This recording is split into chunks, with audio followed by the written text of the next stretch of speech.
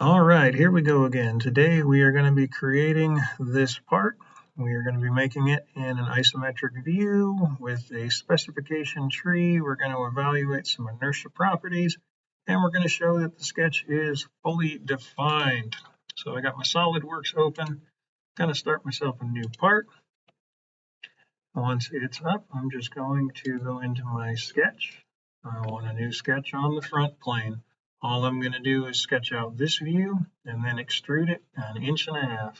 To do that, using my line tool, start down at my origin, and these measurements do not have to be exact. I'm just giving myself the essential shape, and then I will assign the values to it.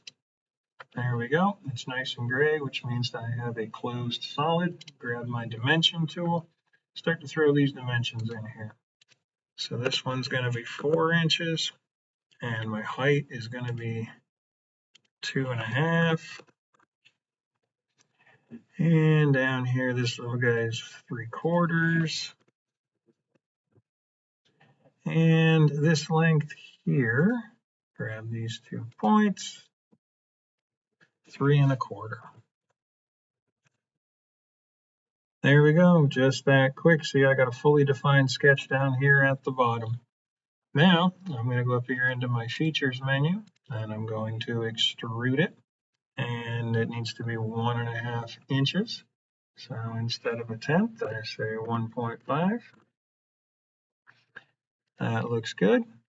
Now, I just lost all those nice measurements that I put in there. If I want to bring them back, quick and easy way to do it, my annotations over here, expand it. I'm going to right click where it says notes, say show feature dimensions. Brings back all those dimensions I'd already drawn. And you can see this one down here on the bottom is kind of hiding, so I'll bring it up top where I can see it. Just sort of clean this stuff up a little bit, make it a little bit more visible. There we go. Now I can see all those nice dimensions. At this point, we're just going to throw some material on here, and then we will evaluate its mass. To edit the material, come up here to my edit, down to appearance, over to material, and it comes up with a whole bunch of options. We want to throw some aluminum on this, so I go into my aluminum. 1060 alloy is what I'm going to be using today.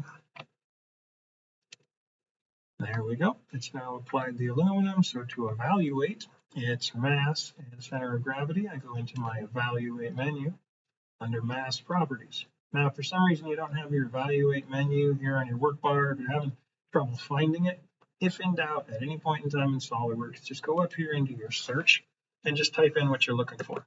So if I type in mass, boom, it's in, it shows me mass properties. I click on it. There it is. Everything's nicely evaluated, done. I got my mass, my volume, my center of masses, all right there.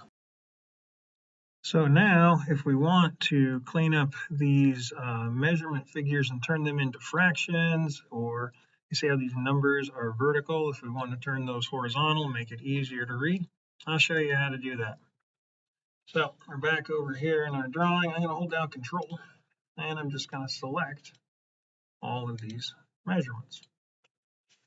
Now over here in dimension on the left, if I go under other, I can choose to override the current units, and fractions is an option, and I'll just say round to the nearest fraction. There we go. Converts it all to fractions for me real quick and easy.